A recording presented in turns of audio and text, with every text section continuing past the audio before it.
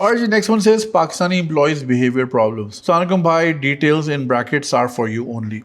I hope you're doing well. How have you been? And how's everyone around you? Family, colleagues, and work. Alhamdulillah, everyone's fine. Thank you so much for asking. Let me introduce myself. I am ABC, originally from Karachi, specifically Muhammad Ali Society. I've been working in the UAE over a decade now. Throughout my career, I've worked with multiple companies, and for the past 3+ years, I've been with one of the largest MNCs in the UAE. Currently, I'm working as a software developer, and I can confidently say everything here is almost perfect. Great environment, people, culture, and more. Our company has 5 IT teams. All the teams collaborate on a daily basis to complete various tasks. Now, coming to the issue, the digital transformation team has a few Pakistanis, and one of them is particularly arrogant and ignorant. There are a few others who exhibit lesser traits of these qualities, but I wanted to mention this specific person. Additionally, this team has an Indian manager who has been hiring Pakistanis frequently. So the current number of Pakistanis in the team is 2.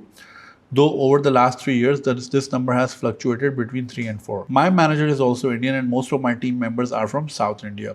Interestingly, I'm the only Pakistani in my team. The rest are Indians and other nationalities. Apologies for providing these details, but I think it's important to set the context for what's going on. Continuing from where I left off, this particular person from the digital team has issues with any collaboration we do with them. He often tries to act smart in front of everyone and ends up speaking nonsense. People in other teams, especially my manager, have separately asked me why these individuals are so strange and why they don't behave like I do. You get the point, I hope. These guys are always complaining about their managers and causing unnecessary problems. Just to clarify, we're not on the company's payroll but are working as consultants through third-party IT and tech services. Some of these individuals even list themselves on LinkedIn as full-time employees, which is completely false.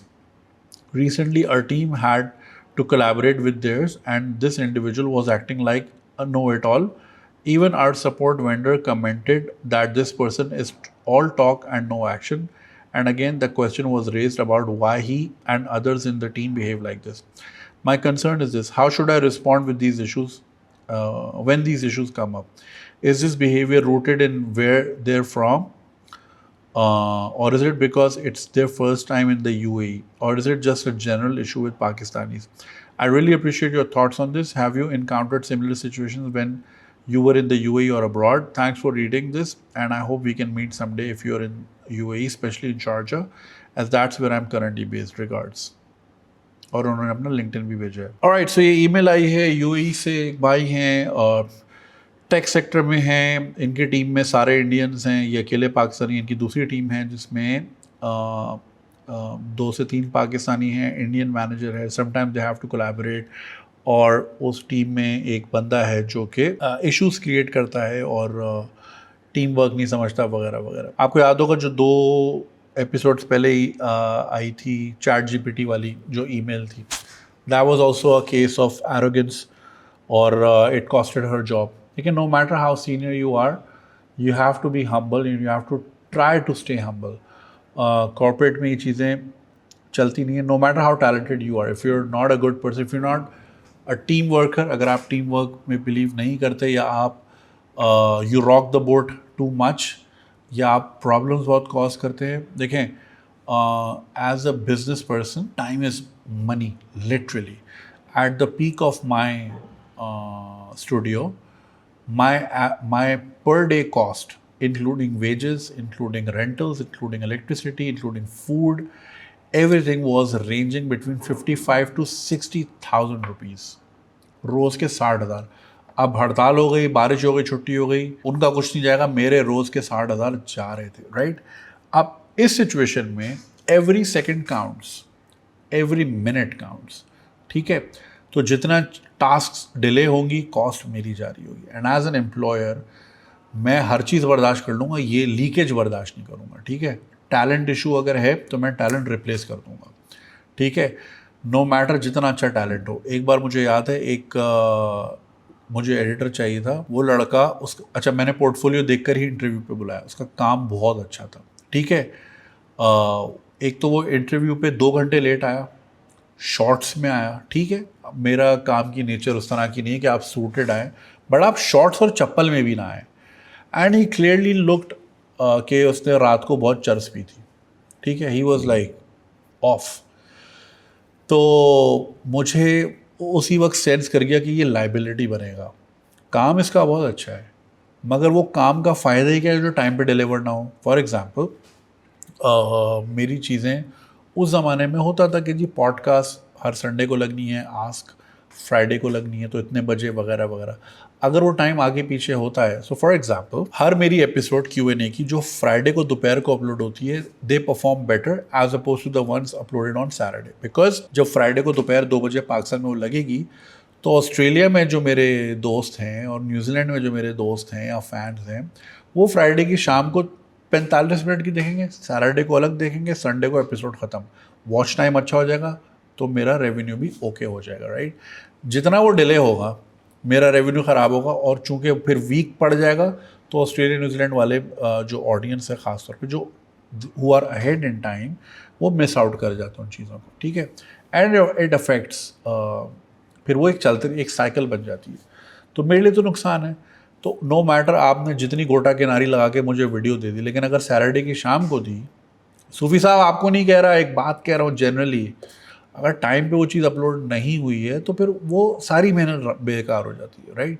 तो फिर आप बोलते हो कि नहीं भाई मुझे जो है ऐसा काम ही नहीं चाहिए जो टाइम पे डिलीवर ना हो, जो प्रॉब्लम्स क्रिएट करे। सिमिलरली अब आपकी जो कंपनी है, इसमें जो भी मैनेजर होगा, देखो मैनेजर को P&L दिखाना है CEO को, ठीक है, प्रॉफिट एंड लॉस, और उसको दिखानी है परफॉर्मेंस, उसको दिखाना है कि भाई कितने कम टाइम में हमने ज़्यादा से ज़्यादा टास्क की वगैरह वगैरह, ठीक है। ही वोंट केयर कि भाई टैलेंट कितना था क्या था, उसको अपनी ऐस बचानी है आगे। उसमें चाहे आपको बुलडोजर पे के नीचे देना पड़े या दूसरे को देना पड़े, वो दे देगा। He has to save his job. तो any one despite of the fact कि जितना भी टैलेंटेड है, if it's causing ruckus, time ज़ाया हो रहा है, कोलैबोरेट नहीं कर रहा है, टीम वर्क नहीं कर रहा। देखिए आज का दौर है ही टीम वर्क का, ठीक है। मेरी इस वीडियो में या जो मेरी रिसर्च वाली फॉर एग्जांपल एक्सप्लेनर्स होते हैं, उसमें कितने लोग इन्वॉल्व होते हैं, और हर वो एक पार्ट उतना ही इक्वली इम्पॉर्टेंट होता है, ठीक है। ये दौर ही टीम वर्क है। अकेले आप यू कैन ओनली गो सो फार। अगर आप मेरी या किसी क्रिएटर की रिपीटेड चीज़ें देखें, उस पर टीम वर्क है। अगर किसी की अच्छी परफॉर्मेंस जा रही है या कोई रिपीटेडली चीज़ें बना रहा है, तो आपकी टीम इज़ इन प्लेस। तो जहाँ पे भाई पहिया जाम होगा एज एन एम्प्लॉयर, मैं तो वहाँ पे डंडा मारूंगा। सो सिमिलरली ये जो हरकतें कर रहे हैं, देखें ऐसी चीज़ों को मैं हमेशा ये कहता हूँ, ऑफिस की हर चीज़ों को डॉक्यूमेंट करें, इस तरह के बिहेवियर्स को डॉक्यूमेंट करें, चेन ऑफ ईमेल्स चलाएं, ताकि आपके पास सबूत हो, you have a leg to stand on, and let the managers handle this, ठीक है। आप को लग रहा है कि अगर वो इस तरह प्रॉब्लम क्रिएट कर रहे हैं, कम्युनिकेट, और जो है चीज़ों को रिकॉर्ड में लाएं।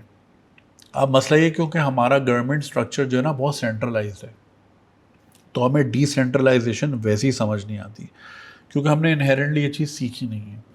तो हमें समझ नहीं आता कि हमें सिर्फ अथॉरिटी को जवाब देना आता है, हमें आपस में कोलैबोरेट करना नहीं आता।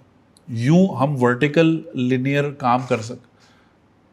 Help me if I am explaining this right. हम यूं काम करना जानते हैं, यूं काम करना नहीं जानते, ठीक है। हॉरिजॉन्टली अलाइनमेंट हमारी आउट होती है, वर्टिकली अलाइनमेंट सीधी रहती है, क्योंकि बॉस को मुंह दिखाना है या नीचे वाले को डंडा देना है। यहाँ तक हम सही रहते हैं, यहाँ तक हम जो है ना हम सफ़र करते हैं, क्योंकि भाई एक तलवार में, एक म्यान में 2 तलवारें कैसे रह सकती हैं, एक शलवार में 2 तलवार कैसे हो सकती हैं, समझ रहे हैं आप। तो ईगो भी हर्ट होती है कि भाई मैं ही मैं हूँ और कोई नहीं है। तो मैं, माई सेल्फ, आई, ये जो है ना हमारे अंदर कुछ ज़्यादा है। मैं हम बहुत करते हैं बकरे की तरह, तो फिर इसी तरह फिर हलाल भी होते हैं बकरे की तरह, राइट। यही वजह है। तो चुप रहना नहीं समझते।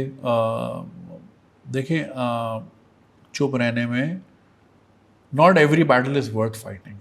हमें चुप रहना नहीं आता। We always try to have the last word. ज़्यादातर लोगों की कोशिश होती है कि नहीं मैं आखिरी वार, आखिरी पत्ता मैं मारूं। नहीं, just be quite, step back. अभी आपके घर की कन्फ्रंटेशंस हो, सास बहू का झगड़ा हो, don't try to have the last word. Just stay quiet and be like, I don't want to be part of this. If you start measuring your left over days, अभी आपके पास कुछ ही दिन रह गए हैं। गोगलू इज़ 44 माशाल्लाह ऑलमोस्ट। तो उसको मैं यही समझा रहा था भाई तेरे पास 11 साल ही रह गए हैं काम करने के, एट बेस्ट 60 तक ही करेगा। तो अब ये लिमिटेड एनर्जी है, इसको लगाना है ऐसी चीज़ पे कि वो सिस्टम जनरेट करे पैसे, सही है, और फजूल चीज़ों में नहीं लगाना। We try to pep talk each other, that's what good friends are for. So similarly मैं अपनी एनर्जी को बहुत सीक्रेट समझता हूँ। मेरे पास लिमिटेड एनर्जी है और ये मैं फजूल स्टूपिड चीज़ों पे ज़ाया ही नहीं करूँगा, और मैं नहीं करता। बहुत हद तक अपने आप को दूर रखता हूँ चीज़ों से कि यार I want be part of this. इसीलिए आप मुझे कभी भी किसी यूट्यूबर कंट्रोवर्सी में नहीं देखेंगे कि मैंने डकी भाई को ये बोल दिया या रजब भट्ट ने मुझे, you will never see headlines about me.